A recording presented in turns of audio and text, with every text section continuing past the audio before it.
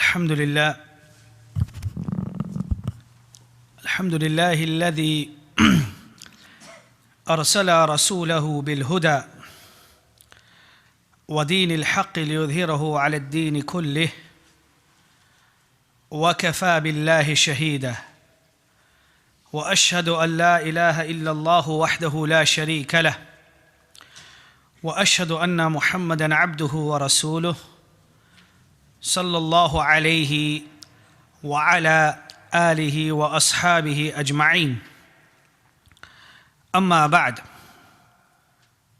As to what proceeds, firstly, I would like to greet my Muslim brothers and sisters with the Islamic greeting of Assalamu alaikum wa rahmatullahi wa barakatuh. Secondly, I would like to thank this masjid and the organizers, the brothers from Dudley Dawah, for allowing me to visit them and to conduct this lecture in their masjid. The famous statement of the Prophet sallallahu alaihi wasallam that man lam yashkur nas lam yashkurillah, that he who is not grateful to the people cannot be grateful to Allah subhanahu wa ta'ala.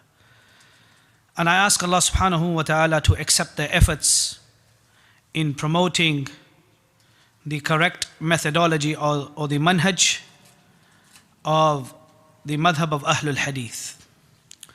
I would also like to thank my colleague and companion, Dr. Aqib, who initiated this conference and who is also from amongst the students of our Shaykh, the Mufti Wasiullah Abbas, Hafidhahullah Ta'ala, who is aware of this conference that is being conducted now and was very happy to know that Alhamdulillah that such a conference is being conducted.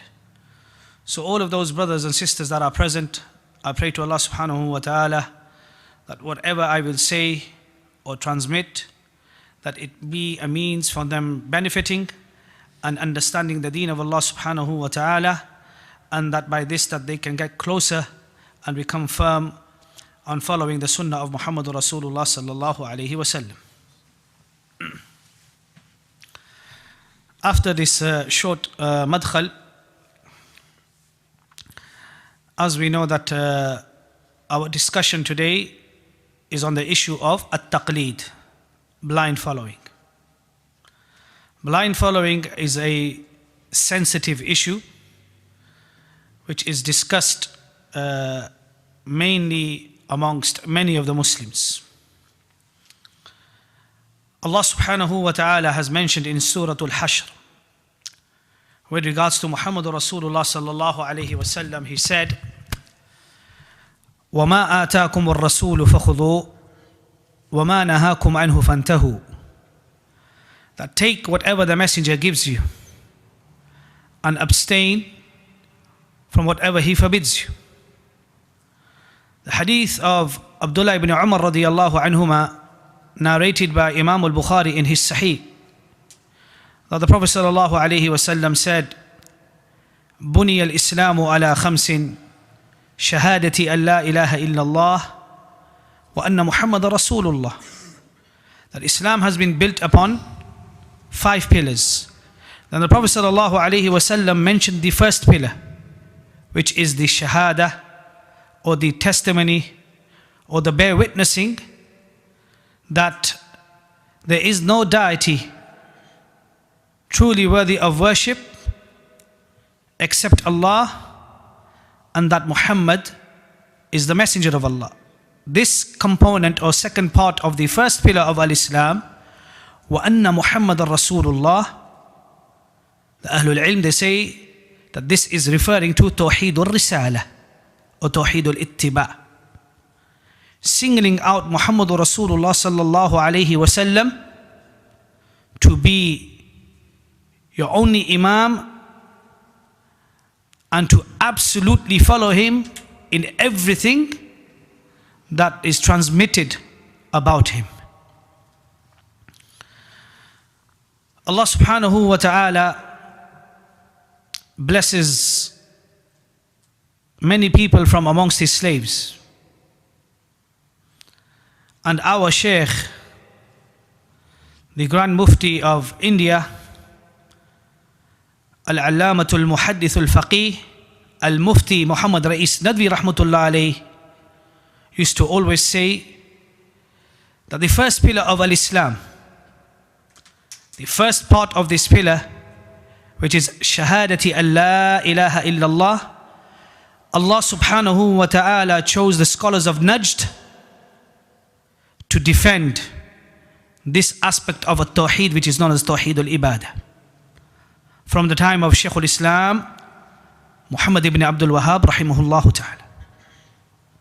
And the second component of this first pillar, which is وَأَنَّ مُحَمَّدٌ رَسُولُ اللَّهِ, then Allah subhanahu wa ta'ala chose Shaykh al-Islam, Al-Imam Sayyid Nadir Hussain Dahlavi rahmatullah alayh to defend the honor of Muhammadur Rasulullah sallallahu alayhi wasallam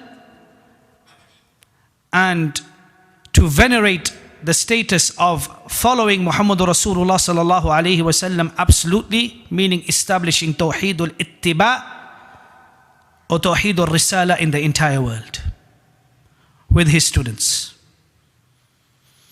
And he says Allah blesses those whom he wishes. ذَلِكَ فَضْلُ اللَّهِ يُؤْتِيهِ مَنْ يَشَاءُ. So Tawheedul Ittiba or Tawheedul Risala, this has been mentioned by many of the scholars of the past and the present. And this is our discussion today with regards to Tawheed. Jazahullah khair to Dr. Aqib that he mentioned many of the things which I wanted to mention as or include in my introduction. Jazahullah khair, and he covered them. But I briefly want to mention one or two things before I actually start discussing the issue of at-taqleed. Ahlul Hadith is a mazhab or madhab just like the four madhabs. It is a madhab which is mustaqil. Those who say that Ahlul Hadith is not a mazhab, is not a madhab, then let it be known that Ahlul Hadith is a madhab just like the Hanafis, Malikis, Shafi'is and the Hanabila. And it is a madhab which has its usul and principles just like any other madhab. And it is a madhab which consists of aqidah, manhaj and fiqh. And the history of this madhab goes back to Muhammadur Rasulullah sallallahu alayhi wasallam. As we shall see in our lecture today on the issue of at-taqleed. A doubt which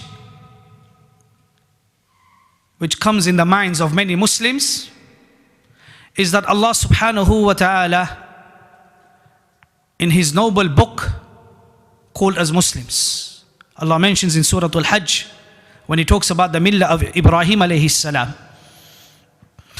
In Surah Al-Hajj ayah number 77, Allah says, Huwa sammakumul muslimin. And he named you as Muslims. So people say that if Allah subhanahu wa ta'ala has called us Muslims, why is it a need for us to be called as Ahlul Hadith? This is a shubha which is qawiyya. And only the ignorant ones who don't understand the principles or the usul of this religion bring this doubt.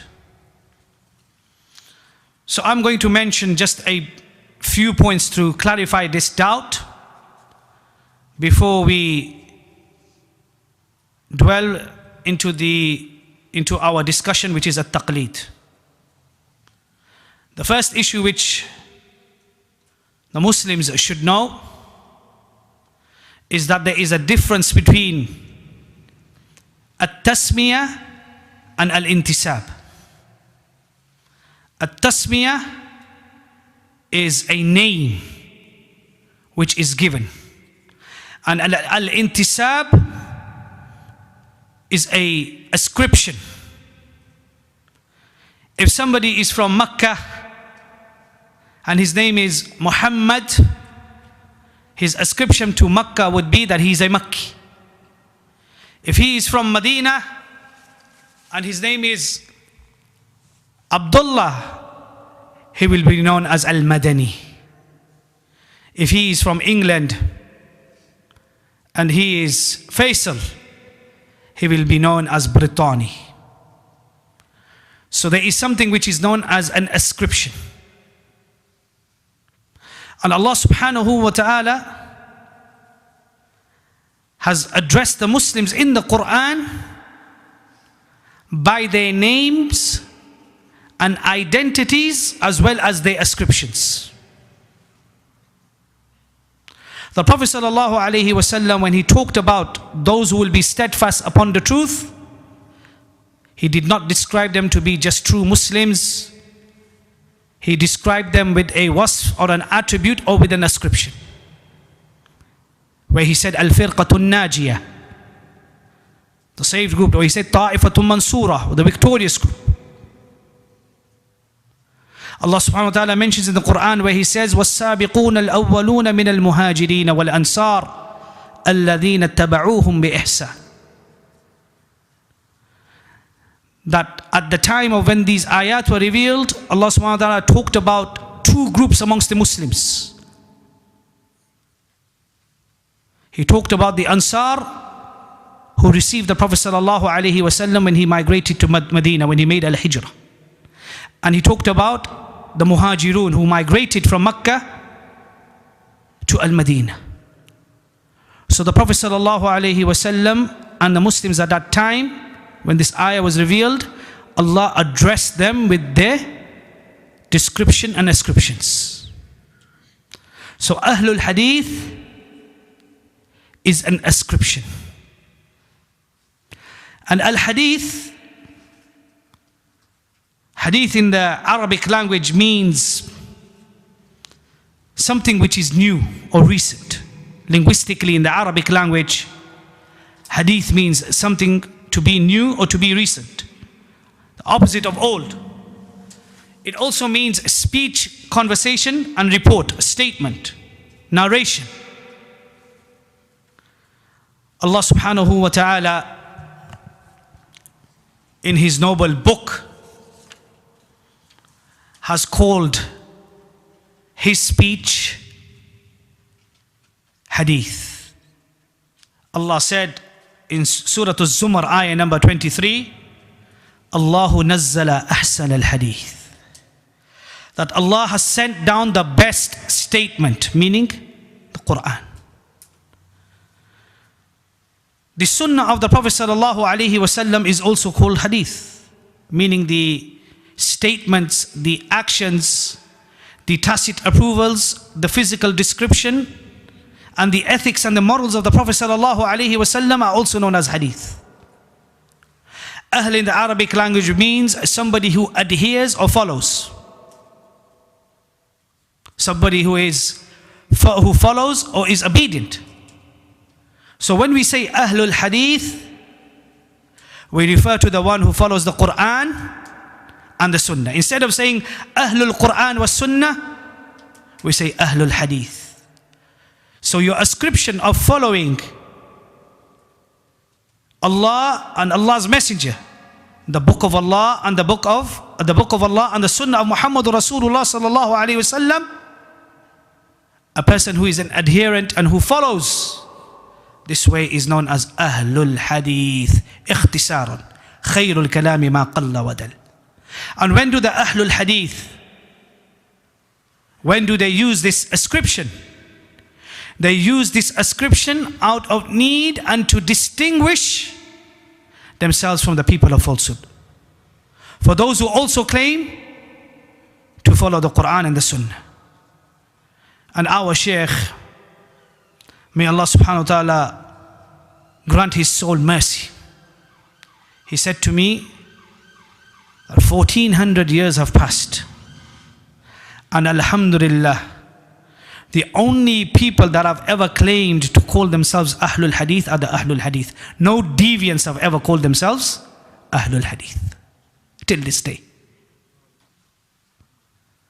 He said they call themselves Ahlul Sunnah, they call themselves Salafis, they call themselves everything, but not Ahlul Hadith. Allah has preserved this title only for who?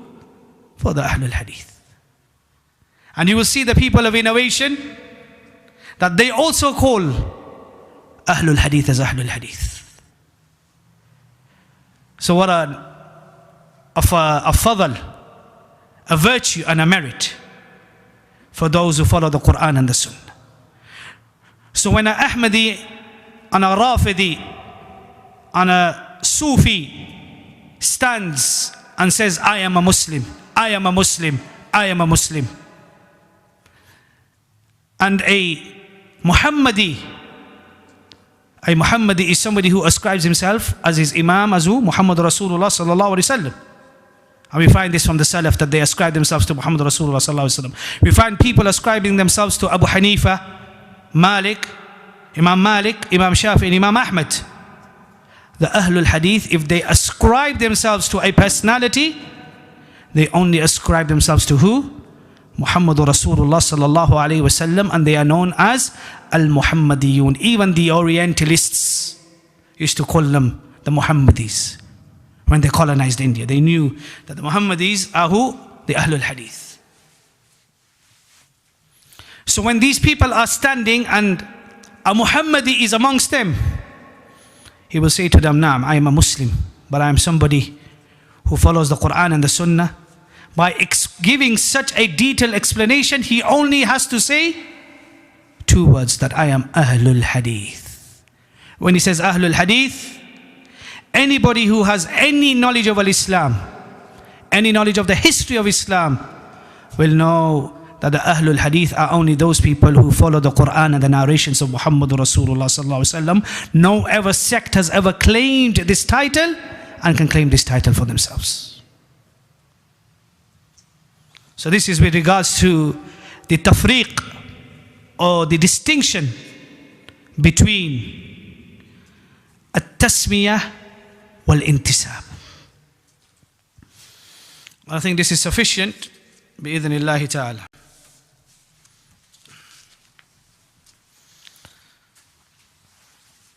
With regards to at-taqleed, blind following. Blind following is a very vast subject. The landmark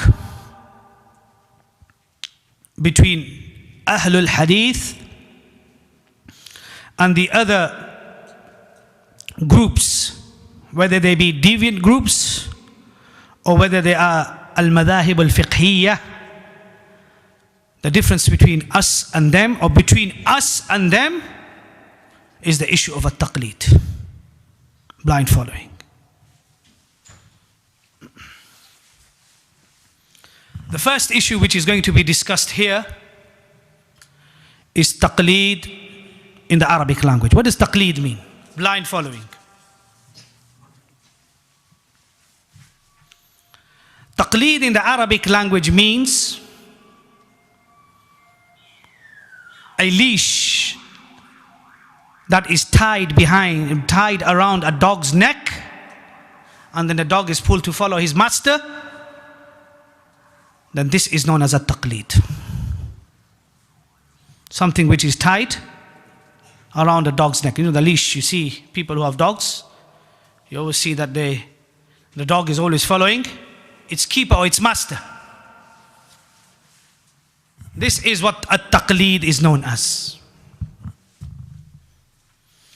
But I will give you some proper definitions linguistically with regards to the word at-taqleed in the Arabic language. The famous dictionary or lexicon which is known as Al-Mu'jam al-Wasit. Al-Mu'jam al-Wasit was a dictionary that was prepared in Cairo, Egypt in 1960 by a group of Arabic language scholars, experts of the Arabic language scholars. when they give the meaning of the word at-taqleed, they say وَقَلَّدَ فُلَانًا اتبعه فيما يقول أو يفعل من غير حجة ولا دليل. That at-taqleed in the Arabic language means, as they say, that so and so blindly followed, which means without proof and evidence, he followed the opinion or statement of another. This is the meaning of the word at-taqleed in the Arabic dictionary known as Al-Mu'jam al-Wasit. One of the most reliable dictionaries of the Deobandis, known as Al-Qamus al-Wahid, on page 1346, printed by Idara Islamiyya Lahore in Darul Uloom Deoband, when the author defines at-taqleed, he says qallada fulanan, he blindly followed, which means that he followed somebody without evidence. It also means to close your eyes blindly and to follow somebody. This is from a dictionary of those who advocate and say that blind following is obligatory.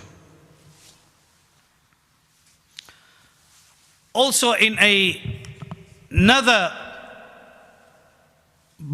dictionary, which is known as Misbahul Lughat, again used by the Barelwis and the Deobandis as a reference, he says وَقَلَّدَهُ كَذَا, he blindly followed another without contemplating or thinking.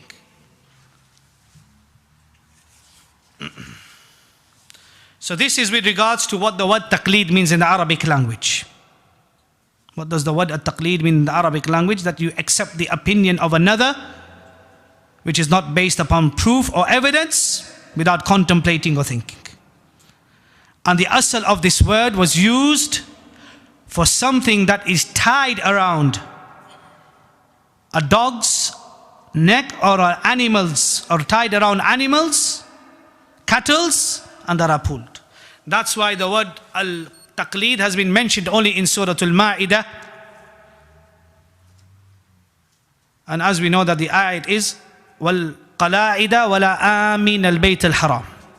When Allah subhanahu wa ta'ala talks about taqleed, He talks about the qala'id, the animals which have been tied around and pulled, the cattles. That when you have animals that you want to sacrifice or you want to take care of, those animals, your cattles, you always tie them around so that they stay and they follow you. So the word taqleed has not been mentioned anywhere in the Quran, anywhere in the whole entire Quran, except in this context, which is its linguistic context. So now we move on to the second mas'ala, which is, what does the word at-taqleed mean technically, istilahan? So far I quoted to you what the word at-taqleed means in the Arabic language. Now I am going to tell you what the word at-taqleed means technically, istilahan. Something which the scholars have agreed upon with regards to its definition. What they have defined at-taqleed as. Technically,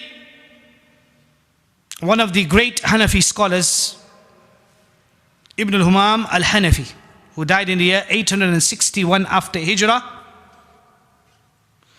he writes in his book of Usul at-Tahrir fi ilm al-Usul, when he defines taqleed, he says, Mas'ala at-taqleedu al-amalu biqawli man laysa qawluhu ihda al-hujaj bila hujjatin minha فليس الرجوع إلى النبي صلى الله عليه وسلم والإجماع منه. He says taqleed, or blind following, technically in the religion, is to follow the opinion of another and act upon it without evidence, no hujjah, which is not based upon one of the four sources of evidence. To refer back to the Messenger of Allah sallallahu alaihi wasallam, or to accept al-ijma' is not regarded as blind following. It's not regarded as a taqleed. We have many of our Muslim brothers and sisters, they say, we don't do taqleed of nobody except Muhammadur Rasulullah sallallahu alaihi wasallam. You can't make taqleed of Muhammadur Rasulullah sallallahu alaihi wasallam. You make ittiba of Muhammadur Rasulullah sallallahu alaihi wasallam. Taqleed is always for other than Muhammadur Rasulullah sallallahu alaihi wasallam. Ibn Humam al-Hanafi says, if you go back and refer back to the Prophet sallallahu alaihi wasallam, this is something which is not considered to be a taqleed. The scholar, another Hanafi scholar, Ibn Amir al-Hajj, who died in the year 879 after Hijrah, he explained this book of Ibn al-Humam, which is a book of usul, in his At-Taqrir wa-Tabhir fi ilm al-Usul, volume 3, page 453 and 54. When he explained what Ibn Humam meant when he said, bila hujaj, without any evidences, he said that the four sources of evidence are the Quran, the Sunnah, the Ijma, and the sound analogy, al-Qiyas al-Sahih, that is derived from the Quran and the Sunnah. This is according to them, I'm just quoting. He said that when Ibn Humam mentioned hujjah, that there is no hujjah, taqleed is not from hujjah, not from evidence. The evidence that Ibn Humam was talking about is Quran, Sunnah, Ijma, and al-Qiyas al-Sahih. So again, it becomes clear that something which is based upon the Quran and the Sunnah and the Ijma of the Muslim Ummah is not considered to be a taqleed.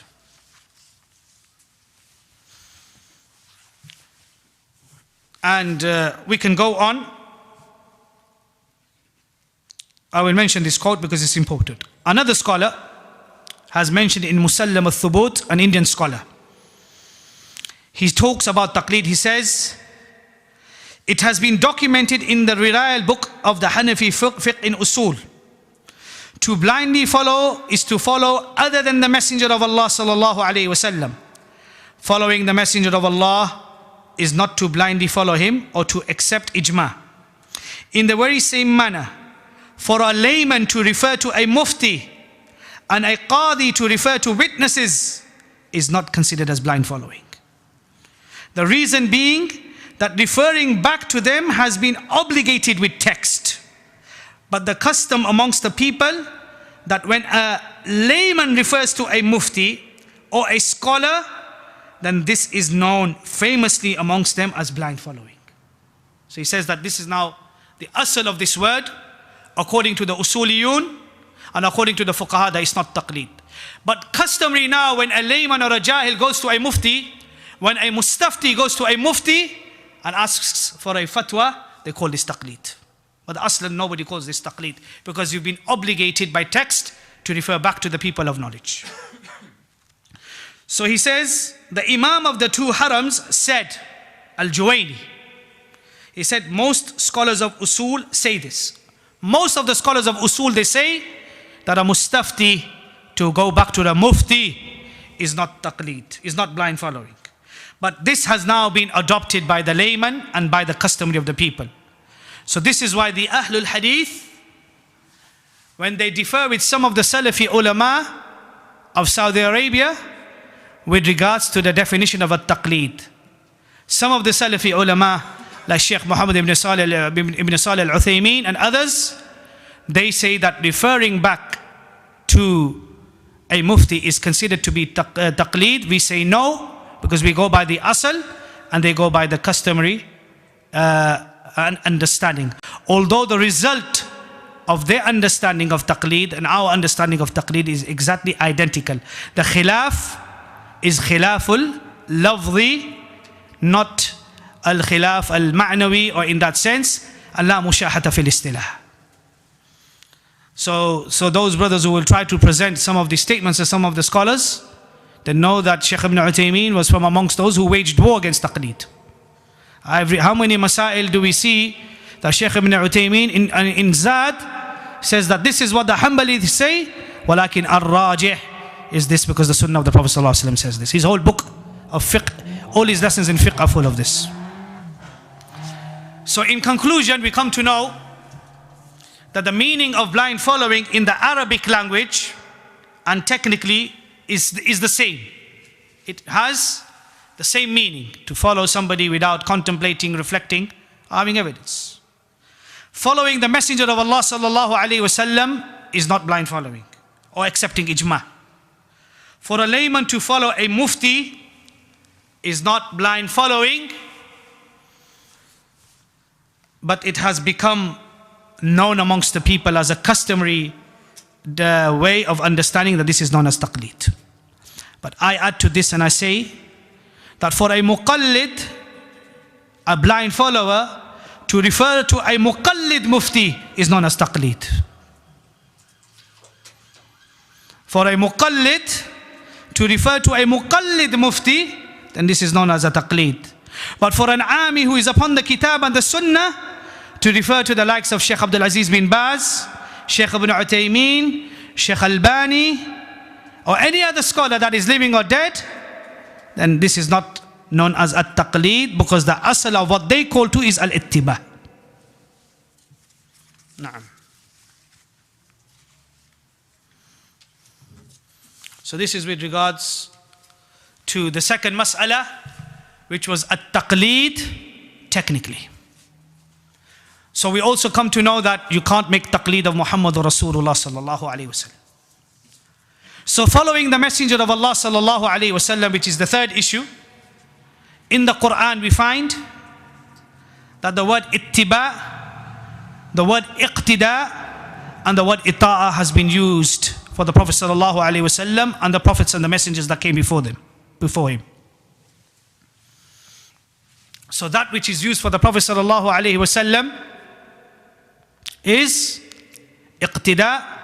لقد كان لكم في رسول الله أسوة حسنة أي قدوة حسنة من يطيع الرسول فقد أطاع الله قل إن كنتم تحبون الله فاتبعوني. So for the Prophet sallallahu alaihi wasallam we make ittiba, we make ita'a, and we make iqtida. We don't make taqleed of Rasulullah sallallahu alaihi wasallam. The one who says that you make taqleed of Muhammad Rasulullah sallallahu alaihi wasallam is jahil murakkab, is a muta'alim. The next issue that we have is Tarikh al-Taqleed. So taqleed has not been mentioned in the Quran. The word taqleed has not been mentioned in the entire Sunnah of Muhammad Rasulullah sallallahu alaihi wasallam explicitly, not in the context in which they say. The word taqleed, we don't find the Prophet ﷺ saying, "They'll make taqleed of the scholars that come after." You don't find any statement like that. So we need to know the history of blind following. When did this taqleed start? How did this taqleed come into the Muslim ummah? The great Indian scholar, Hujjatul Hind, Shah Waliullah Muhaddis Dahlawi Rahmatullah alayh, he explains this.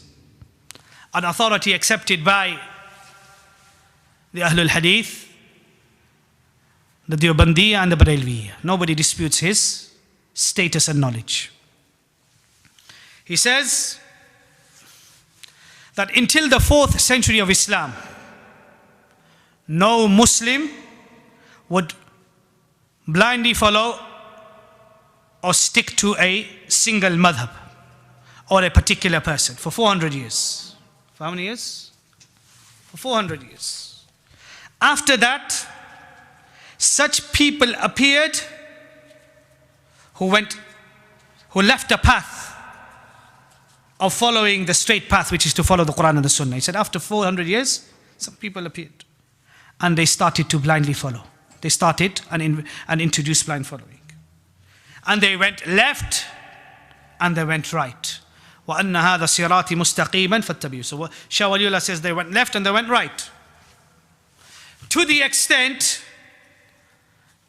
they took these paths other than the straight path, that they could not differentiate between the truth and falsehood. Then the appearance of sectarism emerged, which gradually started becoming fanatic to the extent that they started blindly following the Imam to the extent that he is like a prophet for them. And this is what Shah Waliullah Muhaddis Dahlawi said. For 400 years. Before 400 years, there were many laymen, many people who were born who did not have knowledge. But they would go and ask an alim who they knew would give them a fatwa based upon the Quran and Sunnah. And he mentioned this in Hujjatullah al-Baliga, Babu Hikayati Halin Nas Qabla Mi'ati Rabi'ah. This is where Shah Waliullah mentioned this. So this is the history of at-taqleed. And Ibn al-Qayyim has mentioned this in I'lam wa A'lam al-Muwaqqi'in. He also mentions this, that taqleed started in the Muslim Ummah after the 4th century. Before that, we don't know of taqleed in the Muslim Ummah.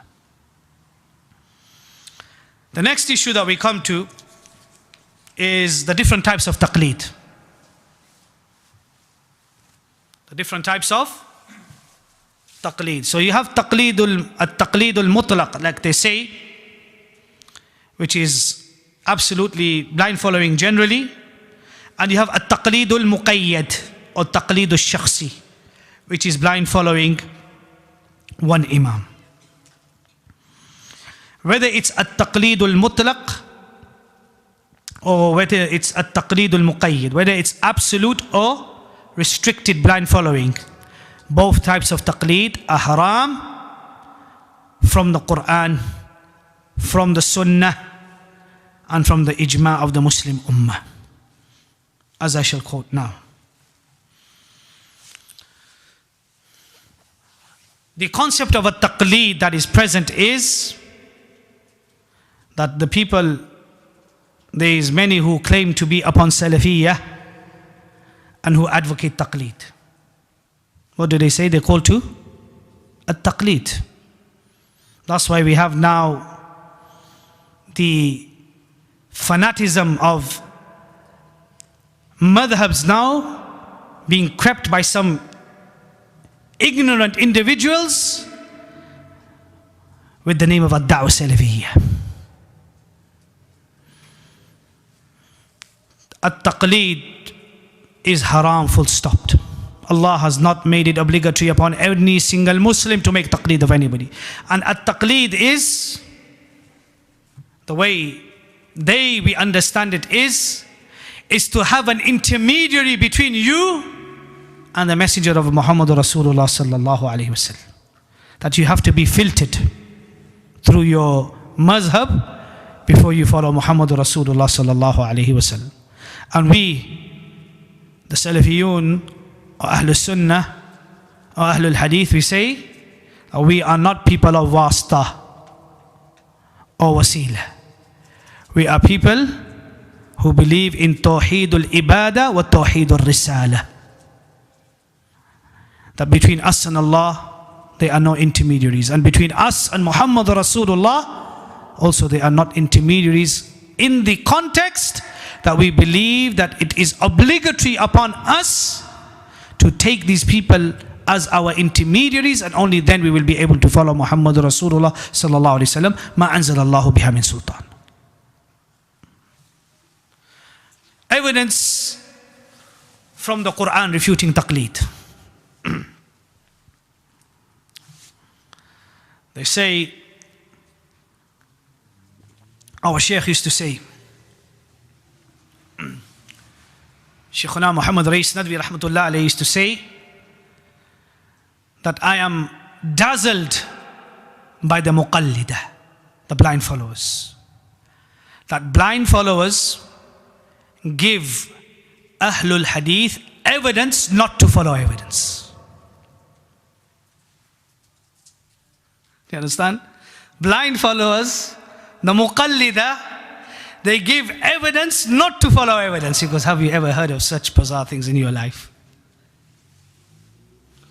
So you'll speak to them about taqleed and they'll say to you, this ayah suppose that you do taqleed. فَاسْأَلُوا أَهْلَ ذِكْرٍ كُنْتُمْ لَا تَعْلَمُونَ. The only ayah that they bring, even that they've been refuted.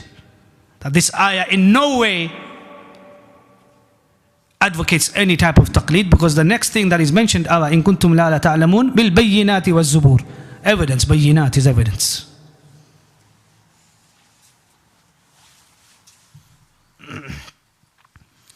Allah subhanahu wa ta'ala mentions in Surah Bani Israel, ayah number 36. He says, وَلَا تَقْفُ مَا لَيْسَ لَكَ بِهِ إِلْمٍ. And do not pursue of which you have no knowledge. Allah mentions this. Allah also mentions in Surah At-Tawbah, ayah number 31, اتخذوا أحبارهم ورهبانهم أربابا من دون الله. They have taken their scholars and monks as arbab, as lords besides Allah subhanahu wa ta'ala. I quoted to you how many ayat? 2.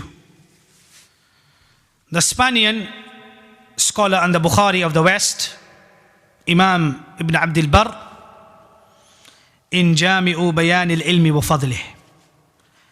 Imam Ibn Hazm, the Spanian, has said in Al-Ahkam fi Usul al-Ahkam. Al-Khatib al-Baghdadi has said in Al-Faqih wal-Mutafaqih. They have all used these 2 ayat to refute taqleed. They say these 2 ayats are evidence that taqleed is haram.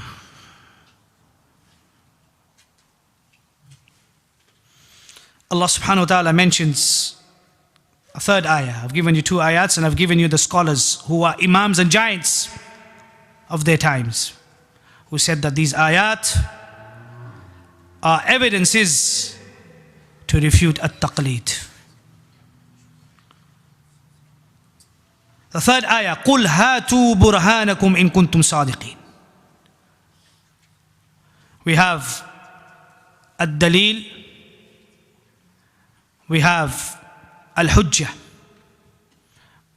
we have al-bayyina, and we have al-burhan. These are all words and terminologies which have been mentioned with regards to evidences. Allah subhanahu wa ta'ala mentions in this ayah, قُلْ هَاتُوا, addressing the Prophet sallallahu alaihi wasallam, هَاتُوا, give me burhanukum, give me your evidences in kuntum sadiqin. And burhan is the most top, premium or elite type of evidence. This ayah that I quoted to you was used by the following scholars as a refutation of blindly following in the religion. Ibn Hazm in Al-Ahkam, the famous Sufi scholar Al-Ghazali in Al-Mustasfa, which is the book of Usul al-Fiqh of the Shafi'is. Ghazali said that this is an ayah which refutes taqleed. And As-Suyuti in Ar-Raddu ala man akhrada ila al-ard used this ayah to say that this ayah is evidence against the taqleed. Refuting blind following from the hadith of Muhammad Rasulullah sallallahu alayhi wasallam. Ibn al-Qayyim mentions in A'lam wa A'lam al-Waqi'in, volume 2, page 208, he says, إنما حدثت هذه البدعة في القرن الرابع المذموم على لسان رسول الله صلى الله عليه وسلم. He said that this bid'ah, the bid'ah of blind following, he said it started in the 4th century of Al-Islam, just as it was dispraised upon the tongue of Muhammadur Rasulullah sallallahu alayhi wasallam. And the statement in which the Prophet sallallahu alayhi wasallam said is وَكُلَّ بِدْعَةٍ دَلَالَةٍ وَكُلَّ دَلَالَةٍ فِي النَّارِ. وخير الهدى هدى محمد صلى الله عليه وسلم وخير الناس قرني ثم الذين يلونهم ثم الذين يلونهم. These are all hadith of the Prophet صلى الله عليه وسلم that instruct the believer to go back to the asl of the book of Allah and the sunnah of Muhammad Rasulullah صلى الله عليه وسلم. And with regards to the hadith of Al-Bukhari, فيبقى ناس جهالون يستفتون فيفتون برأيهم فيضلون ويضلون. Then the people that will remain will be the ignorant ones. They will seek fatawa, and fatwas will be given to them with their opinions, and they will be misguided and will misguide others. Hadith in Bukhari. So this is from the sunnah of the Prophet sallallahu alaihi wasallam. So I've given you evidence from the Quran, evidence from the Sunnah, and now I will give you ijma of the Muslim Ummah. Everybody knows that Imam Ibn Hazm his position on ijma is very strict. He doesn't accept any ijma just like that. Those who have read about him will know that he believes that there cannot be no ijma after the time of the Sahaba, which is a very strong argument. But he says he brings an ijma. Hafidh ibn Hazm, he brings an ijma. He states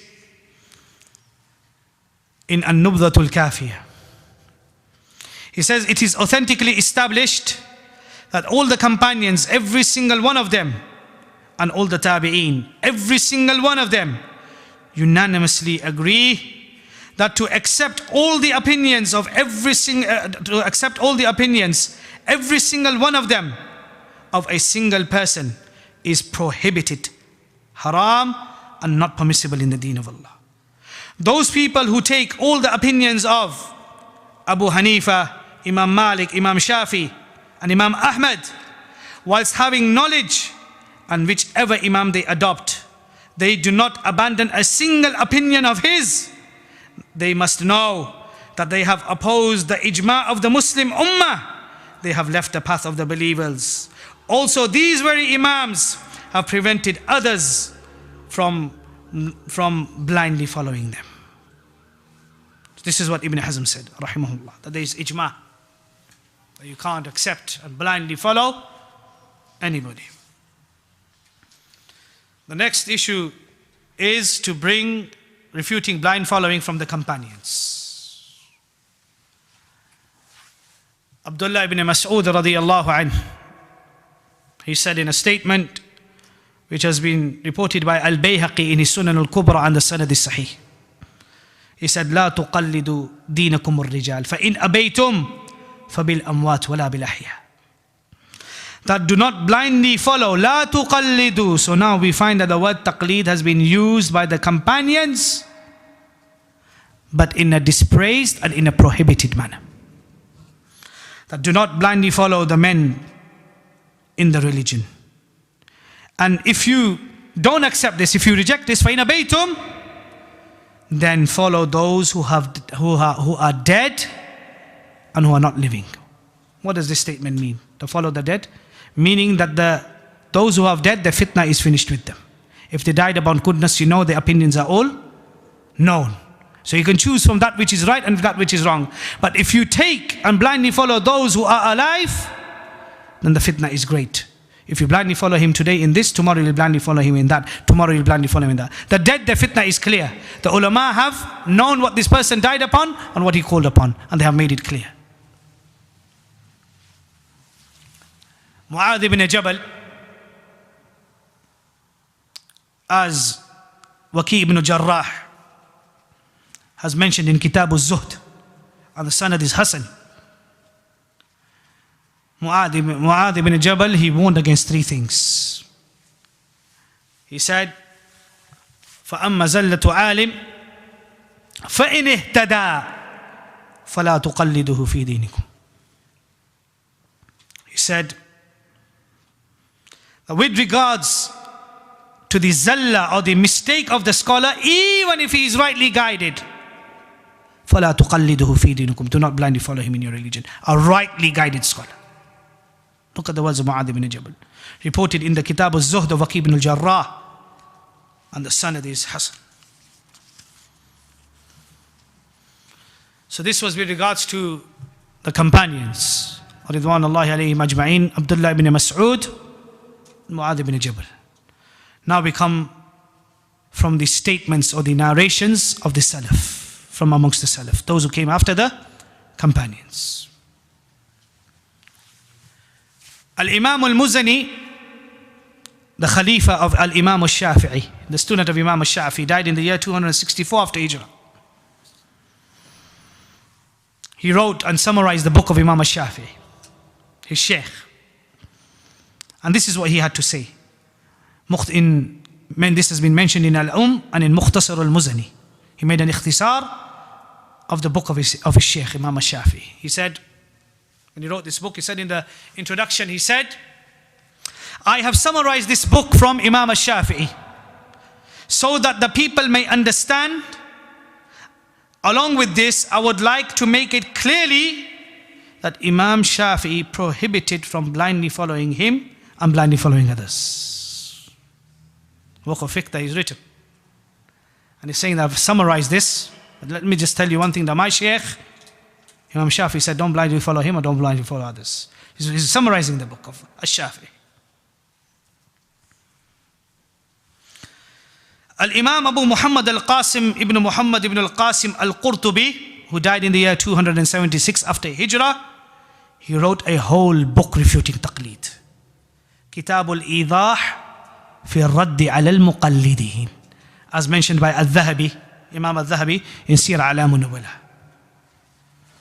Volume 13, page 329, and the tarjuma is 150.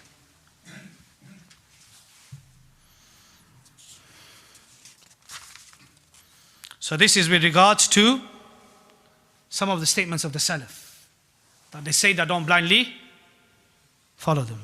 That not only did they prohibit blind following, they even wrote books. And if you started to mention the books, a lot of our time would be taken up.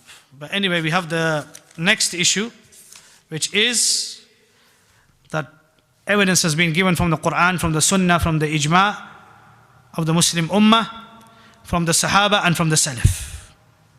Now we will give you evidences from those who claim that you should blindly follow. They scholars, meaning the Hanafi scholars. At-Tahawi, Abu Ja'far, who died in the year 321 after Hijrah, he says, هَلْ يُقَلِّدُ إِلَّا عَصَبِي وَغَبِي. He says, the only one that blindly follows is somebody who's stupid and foolish. He was having a discussion with one of the Qadis, At-Tahawi, and somebody brought up a statement of Abu Hanifa. He said, but this is what Abu Hanifa says. Well, Tahawi says, I don't accept this. He says, you don't accept Abu Hanifa's statement? He said, هَلْ يُقَلِّدُ إِلَّا عَصَبِي وَغَبِي. Do you think they have to take everything from Abu Hanifa? Because the one who only makes taqleed is the one who is a fool and stupid. غَاصَبِي وَغَبِي. Badruddin al-Aini al-Hanafi, who wrote the explanation of Sahih al-Bukhari, known as Umdatul Qari, he said, فَالْمُقَلِّدُ ذَهْلٌ وَالْمُقَلِّدُ جَهْلٌ وَآفَةُ كُلِّ شَيْءٍ مِنَ التَّقْلِيدِ. He said the blind follower makes mistakes and a blind follower is a jahil. And the afa, or the greatest calamity of all things, is blind following. آفة كل شيء. البيانة شرع الهداية. Zayla'i al-Hanafi, who was from Somal, who is the mukharrij of the Hanafi Madhab, the man who is considered to be the Imam in Hadith for the Hanafis, the mukharrij who's made taqrij of the entire Hanafi Madhab and taqrij of the book known as Al-Hidayah, Nasb al-Raya. Zayla'i al-Hanafi says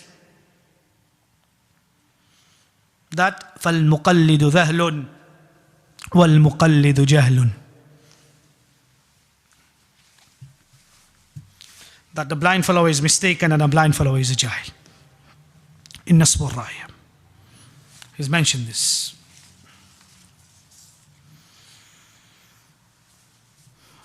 The great Deobandi scholar Maulana Ashraf Ali Thanwi, the famous author of Beheshti Zevar. Our Shaykh used to say this is Besti Zevar, not Beheshti. He says this is Besti Zevar. Behesht in the Farsi language means paradise. Zevar means ornaments. So they call it heavenly ornaments. Our Shaykh used to say it should be called Besti Zevar, meaning insulting ornaments. There is an insult of the book. The contents of the book contain such issues which are insulting to mankind. But anyway, Maulana Ashraf Ali Thanwi states in Tadhkiratul Rashid, but there has never been ijma on taqleed shakhsi. There's never been ijma on blindly following a madhab. They say there's ijma, and Mullah Ashraf Ali Thanvi says there's never been ijma. They claim that there's ijma. Mullah Ashraf Ali Thanvi says there's no ijma. The great Barelvi scholar, Ahmad Yar Khan Naimi, he states in Ja'ul Haq, his famous book, Ja'ul Haq. He says the categorization of the Sharia and Tariqah, Hanafi, Shafi, Maliki, Hanbali, Qadiri, Chishti, Naqshbandi, Sarwadi, all these are a bid'ah. All these are a bid'ah. Now whether he means linguistic or technical doesn't make a difference. He's admitted that they are a bid'ah. If he says that they are bid'ah even linguistically, something which is unprecedented means that they were not present during the time of Rasulullah sallallahu alaihi wasallam. So this is with regards to of the Hanafi scholars' statements of the. Now you have some people, they mention, they mention to you, they bring this doubt to you. Especially the Ahlul Hadith who try to follow the Quran and Sunnah. May Allah subhanahu wa ta'ala enlighten their faces. And may Allah make us from amongst the Ahlul Hadith. They come, and I'm seeing that this doubt now is being brought amongst many of those who are wearing the garments of Salafiyya. Akhi, when Bukhari says that the hadith is sahih and you accept it, you're blind following him. Is the tasheeh and the tad'if of an alim that you accept considered to be blind following? This is the question. To bring this doubt. The muqallida, they say, oh, you don't follow Abu Hanifa, but you blind follow Bukhari. Did you know the evidences of Bukhari when he says that this hadith is sahih? Did you read all that, so you make taqleed of Bukhari? The Ahlul Hadith make taqleed of Bukhari, Muslim, Abu Dawud, Tirmidhi, Nasai, Ibn Majah. This is what they say. And our Shaykh used to say, Allah yarhamuhu, that when you wear red glasses, you see everything in red. So because the muqallids only see blind following, they think everybody else blind follows as well. But they need to take off their red glasses and know that the world is colorful. But alhamdulillah, nothing that the muqallida or the blind followers bring, except that our scholars have answered it in detail, past and present. And they continue to answer to do so. They continue to do so. So how do we answer this doubt?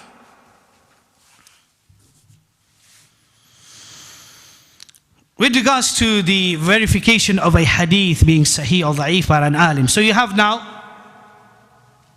an alim who says that the hadith is sahih. And then you have another alim who may say that the hadith is da'if. So what do? I'm not a scholar. I'm not a talib al-ilm. I'm not an expert. Scholars given us guidelines, na'am. Alhamdulillah, the Ahlul Hadith ulama have spoken about this in detail. As you shall see.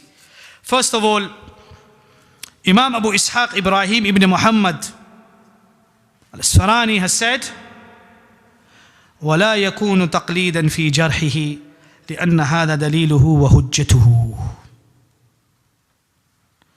He says that when a scholar disparages somebody and declares something to be weak, then this will not be considered dalil, because his disparagement will be based upon evidence and hujjah. They can't declare somebody to be weak unless he has evidence for it. This was mentioned in the jawab of Al-Hafidh Al-Mundhari and As'ilat Al-Jarh wa Ta'deel.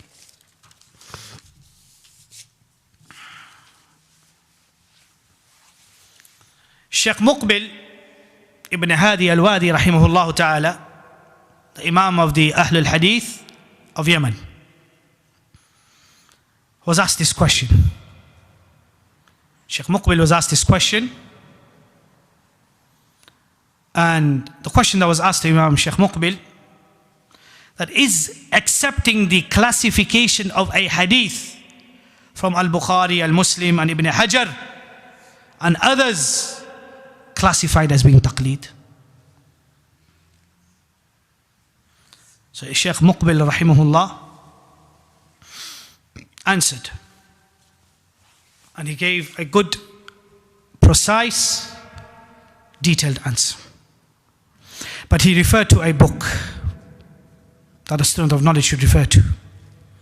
He referred to the book of Al-Imam Al-Amir As-San'ani, which is called Irshad al-Nuqqad ila Taysir al-Ijtihad.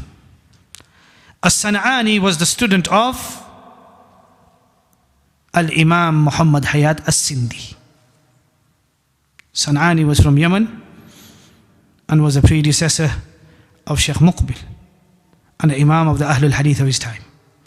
He mentions in his book, he answers this question. He says that the statement of the scholars of Hadith that this Hadith is Sahih means هذا حديث صحيح. معناه, it means that this Hadith meets the criteria of the narration being authentic, which are 5. So that when a scholar declares a Hadith to be Sahih, he is telling you that this narration has met the criteria of a Hadith being Sahih, which are 5. And all 5 are based upon evidence.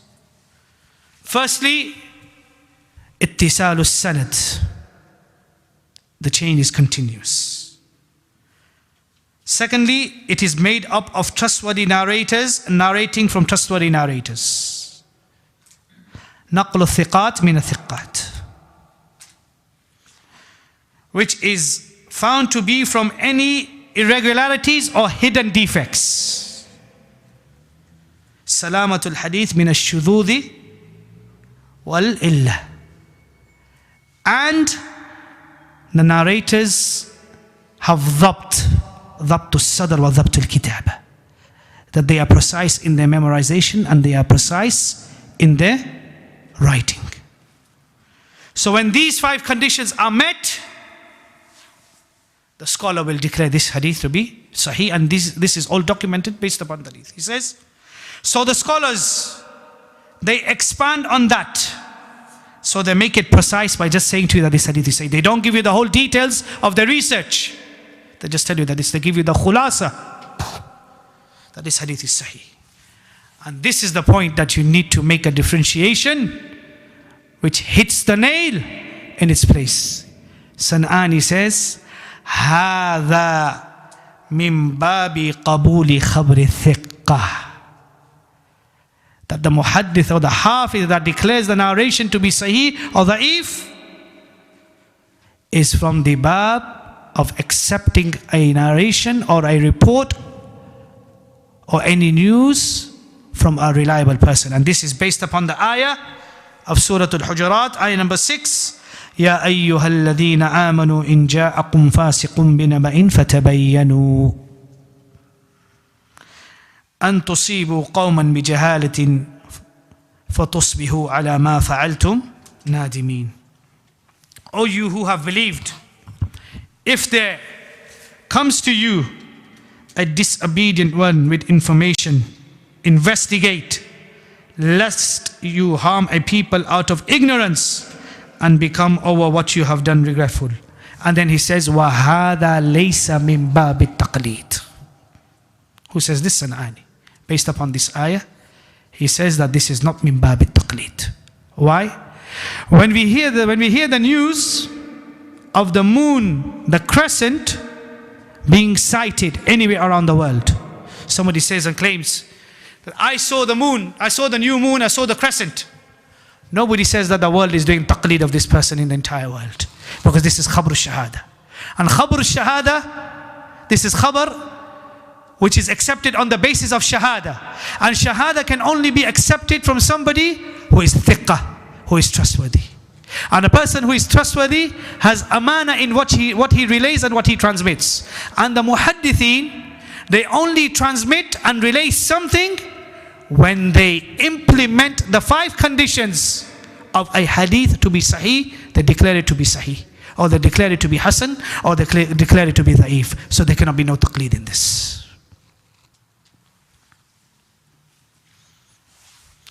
And as Shaykh Muqbil rahimahullah then mentions and says, after mentioning the statement of As-San'ani, he says, the understanding of this ayah is that if it is a trustworthy person who comes with the news, then accept it.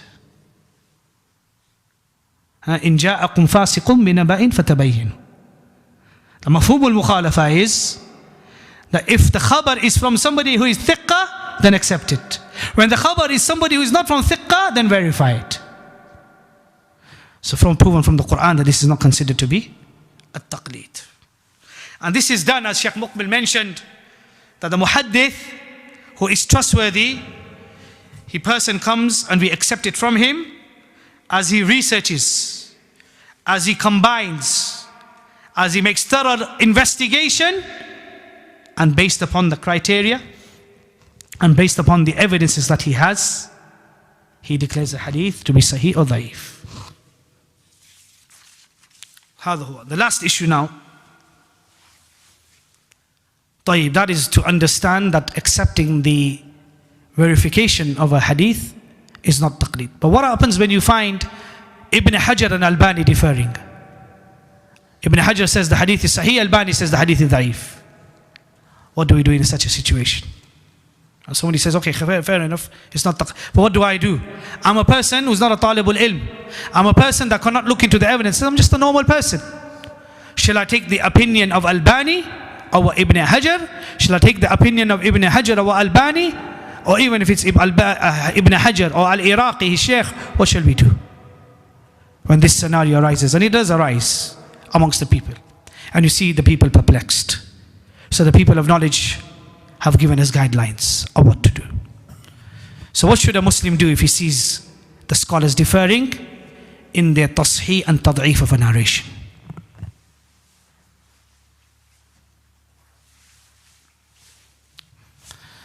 First of all, let me ask you a question.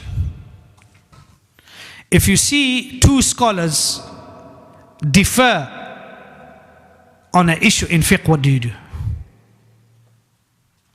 What you do when it comes to differing in the issues of fiqh is exactly what you do when it comes to differing on the tasheeh and the tad'if of a narration. Firstly.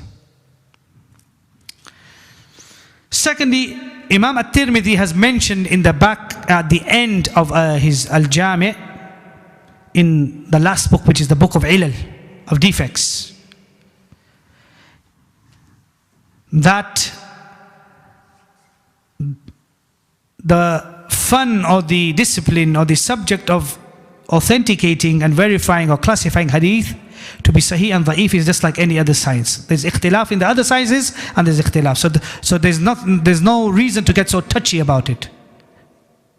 Just like there is ikhtilaf in the other funun, there's ikhtilaf in this fun. Shaykh al-Islam Ibn Taymiyyah and other scholars have given the detailed reason of why the scholars differ in their tasheeh and tad'if, which we don't have time now to look into. But they've explained the reasons of why this happens. Not that they contradict in their principles, it's on their comprehension and the implementation of the principles. So what does a Muslim do? The first thing that the Muslim should do is that he should be sincere, mukhlis, in wanting to follow the truth.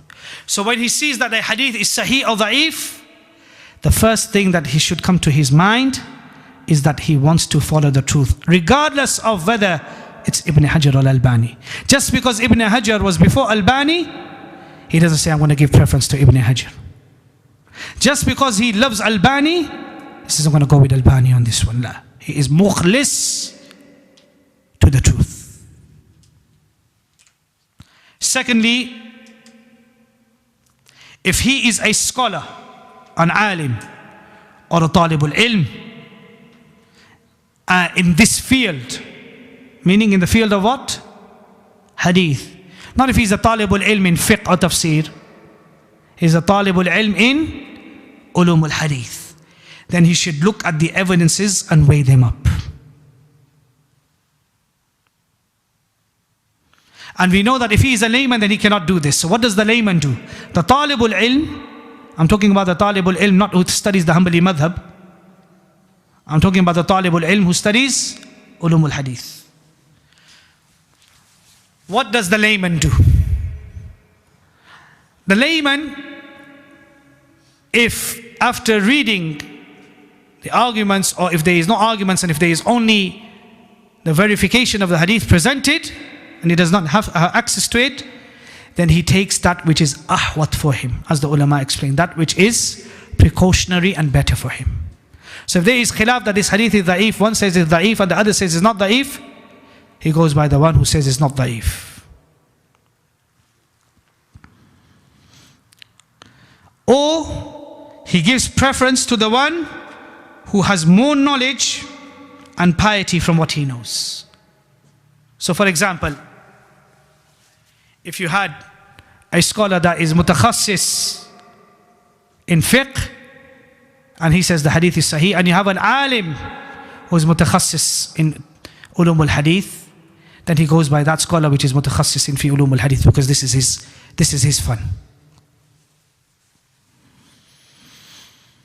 Or that which he knows from those who have more knowledge and piety. And this is what Shaykh Ibn Uthaymeen rahimahullah mentioned as a qaida kulliya in everything, whether it's in tasheeh or tad'if, whether it's in fiqh or anything. He says, وَإِذَا اخْتَلَفَتِ الْعُلَمَاءُ عَلَيْهِ فِي الْفُتْيَةِ أو فيما يسمع من مواعظهم ونصائحهم مثلا فإنه يتبع من يراه إلى الحق أقرب في علمه ودينه. That if he sees that the scholars have differed with regards to a fatwa, the fatwa is dependent upon the hadith of being sahih or da'if. Because all fatwas, all mufta bihi qawls, the mufta bihi qawl is based upon the kitab and the sunnah.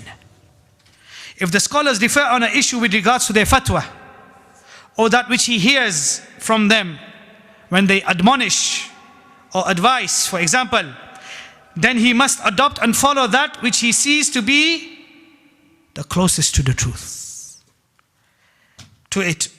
Or with regards to giving preference to a scholar who may have more knowledge in that science or will be known for his great piety. Because why? Why did Shaykh Ibn Uthaymeen mention piety? Because with piety comes al-wara wa taqwa. Because they say at-taqwa qabla al-fatwa. So that's why you find that sometimes with regards to verifications of many ahadith, some of the scholars will remain quiet. They say we cannot, out of their taqwa and wara, they will not give a judgment. And Allah subhanahu wa ta'ala knows best. So by this it becomes clear that the layman, as I mentioned, two things. فَاتَّقُوا اللَّهَ مَسْتَطَعْتُمْ. Allah mentions in the Quran. Allah mentions لَا يُكَلِّفُ اللَّهُ نَفْسًا إِلَّا وُسْعَهَا. Allah does not burden a soul with more than what it can bear. And also have taqwa of Allah subhanahu wa ta'ala to the best of your ability. The objective of a Muslim when this reaches him is to follow the truth without being biased or prejudiced or bigoted. That his objective is to accept the truth for the one who brings it. And Allah subhanahu wa ta'ala knows best. وَجَزَاكَ اللَّهُ خَيْرًا وَجَزَاكُمُ اللَّهُ خَيْرًا. The issue of taqleed in reality is a very lengthy topic. This is just to, you can say, a bite sizer. But I finish by mentioning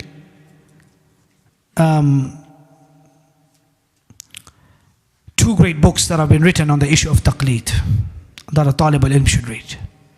2 or 3 books.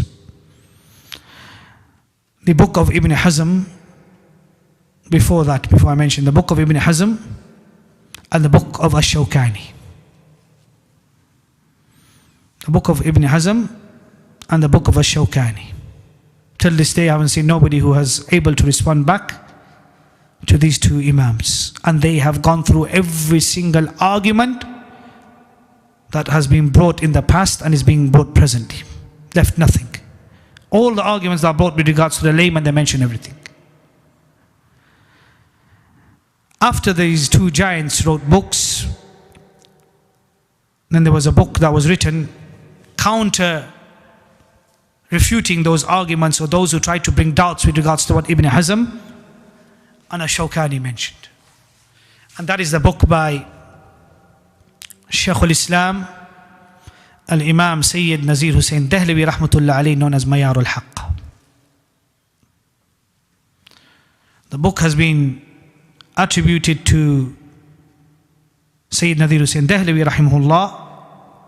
But it seems that the one who wrote this book was his successor and his Khalifa, Maulana Hussain al-Batalwi rahimahullah ta'ala. And this was confirmed in my visit when I visited India this year. When I visited the library of Rampur, I came across a letter that was written from Qutbuddin al-Dehlawi, which confirmed and concurred that the book in reality was written by Muhammad Hussain Batalwi, but Shaykh al-Islam read it, endorsed it and put his name on it. Sometimes a student will write a book and will wish that his teacher's name is written on it because of the sum'ah, the reputation and the tawfiq of the people that they have with regards to their Shaykh. The second book is the book by Shaykh al-Arab wal-Ajam, Badiuddin al-Sindi al-Rashidi rahimahullah, known as Tanqeed al-Sadid. The Risala, Ijtihad wa-Taqleed, a response to Khan Dehlawi's book on Ijtihad wa-Taqleed,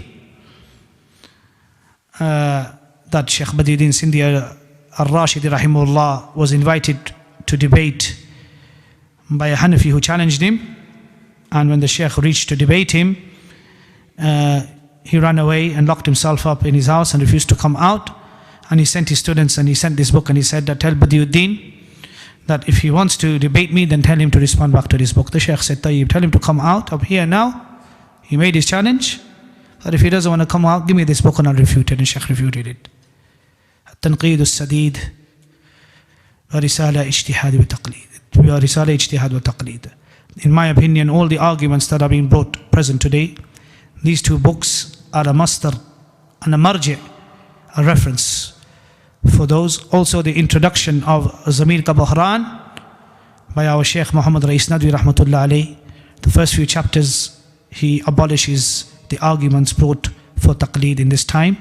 فجزاكم الله خيرا وآخر دعوانا الحمد لله رب العالمين.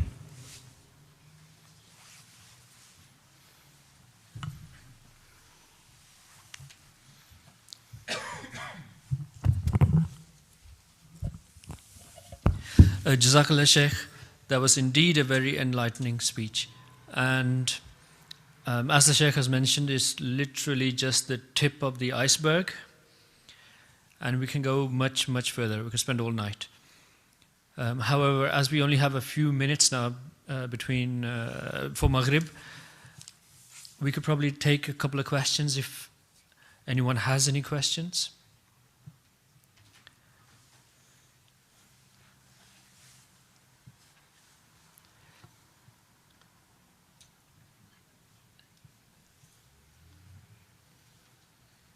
Okay. So, the ulama in the Arab lands, No. when they are talking about taqleed, is there any resemblance between the taqleed that they are talking about and the taqleed that the Hanafis, for example, use this to push their own taqleed? Is there between the two taqleeds, No. even in their reality? With regards to some of the Arab ulama that talk about taqleed, then we find that the kibar and the qudama from amongst them, then their ikhtilaf with us was an ikhtilaf of istilah, of how they define taqleed. Like I mentioned, Al-Bihari mentioned in Musallim al-Thubut, and Al-Juwayni mentioned this as well. Imam al-Haramain mentioned this, that the Usuliyun did not consider that to be at-taqleed. They said, رجوع العامي إلى المفتي والعدول إلى القاضي ليس بنفسه تقليد. And none of them say that when somebody comes and gives their testimony with regards to the moon, or if somebody sees a murder and comes to the qadi and testifies that I saw this person murder this person, nobody says that the qadi is making taqleed of the one that's giving evidence. So the ikhtilaf between us and them is that when the mustafti goes to the mufti, they consider and they call this urfan as taqleed, and we say no, it's not taqleed.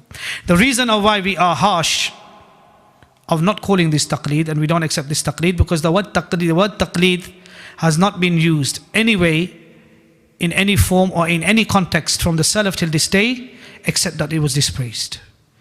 From the time of the Sahaba till this day. And secondly, at-taqayyud, or restricting yourself of using those words which the Sharia has mentioned, whether it's been mentioned in the Quran or in the Sunnah on the istilah of the Salaf, is afdal wa ahsan. That is with regards to some of the, but we find now even from amongst the Arabs, that some of them are now going towards this fanatism, and they are calling towards this type of taqleed. The roots and the foundations of some of them can be clearly seen laid, where they are compelling people to study madhabs, and that the Quran and the Sunnah can only be understood if madhabs are studied and so forth. So now we can see some type of pattern coming towards this, and Allah subhanahu wa ta'ala knows best. But in general, that we find, alhamdulillah, that in the Mamlaka, that those who are from amongst, those who claim to be from amongst the Hanabila, then they don't do taqleed of Imam Ahmad ibn Hanbal like the taqleed of the Hanafis, where with regards to Abu Hanifa, and Allah knows best. The second question. We have nowadays muqallids who are called mufti. Naam. And a lot of our Ahlul Hadith are getting confused, thinking that this person is a great alim because he's got the title Mufti. from a one-year program somewhere. Naam. With regards to, there is ijma of the Muslim ummah that a muqallid cannot be an alim. Shaykh Rais Nadwi also mentions that there is ijma amongst the ashab al-turuq that a muqallid cannot be the wali of Allah. He brings this in his book Zamir ka Buhran. Recently we heard that somebody has passed away and a crown was presented to him and his this, and the Prophet ﷺ was waiting. Well, this story it's being circulated now on social media has actually been stolen from the biography of Imam Bukhari. So this plagiarizing of this story, that when this man died, at the exact same moment in some other parts of the world, in Darul Kufr somewhere, some person who's living in the lands of the disbelievers saw a dream, and he saw that the Prophet ﷺ was waiting and there was a crown and Amir al-Muhaddiseen was coming. Somebody who had never ever done Rafal Yadayn in his life, somebody never rejected hundreds of hadith, and he's being called Amir al-Muhaddiseen. And then it was found out that it was exactly at the same moment when that person died. This was narrated exactly with regards to Amir al-Mu'mineen fil Hadith al-Imam al-Bukhari rahimahullah. That one of his contemporaries saw a dream that the Prophet ﷺ, Abu Bakr and Umar were waiting for Muhammad ibn Ismail to come. And when he found out that Bukhari had died at the similar time when he has seen this dream. So this has been plagiarized. So like I said, they have such thing which they call as Mufti al-Madhab. So this istilah of this 1 year iftar course, and that can be considered that he is a person who gives fatwa within his madhab. But is he an independent mufti? Then no. And would he be considered by the usuliyun of the past to be a mufti? Then no, because he is a muqallid. So in reality, he's taqleed. And those who claim to make taqleed of Abu Hanifa, in reality don't make taqleed of Abu Hanifa. They make taqleed of their scholars. Because I can bring you hundreds of mas'alas within themselves that they differ with, even when they claim that they are making taqleed. Let me give you 2 or 3 examples. One example is with regards to starting Ramadan. Half of them follow Saudi and half of them don't follow Saudi. If taqleed was something that was so clear, then why would they be differing? In the time of their suhoor, they differ at the time of their suhoor as well. Some of them are divided. They say that you stop eating at this time of when the sun reaches its the degrees, at this many degrees and that degrees, all these things that they mention. You see with regards to them on the issues of fiqh. So you see that they're differing. The ulama have mentioned down and listed down that if taqleed is to save, then why are you muqallids amongst yourself fighting on these issues?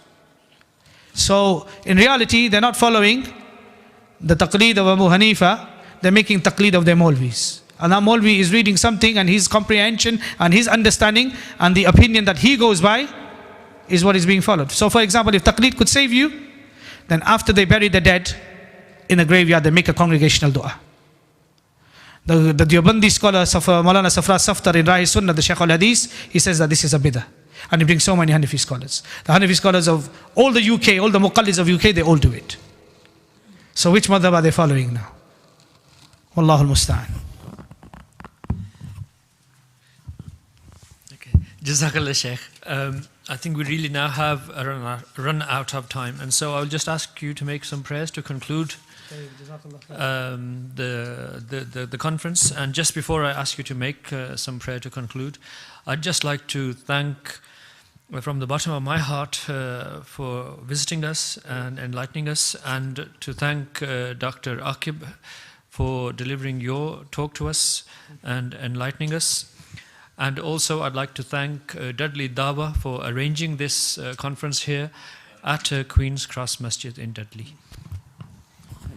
For Jazakumullahu khairah to the brothers at Dudley Dawa, and with regards to the masjid, and with regards to all those who participated and assisted with regards to this conference. May Allah subhanahu wa ta'ala accept this noble act of yours, and may it be on your scales on the Day of Judgment. We ask Allah subhanahu wa ta'ala to protect us from the mother of all evils, which is at-taqleed. Shar is at-taqleed. And that Allah subhanahu wa ta'ala grants us the tawfiq to follow Quran and the Sunnah ala fahmi salaf as-salih, to follow the Quran and the Sunnah upon the understanding of the Salaf Ridwanullahi alayhim ajma'een. And we ask Allah subhanahu wa ta'ala to keep us rightly guided on the straight path. And alhamdulillah, for those of us who know the dangers of taqleed, and those of us who have understood the issue of taqleed, we should convey to our brothers and sisters and pass this on. For jazakumullahu khaira wa akhiru da'wana alhamdulillahi rabbil alameen.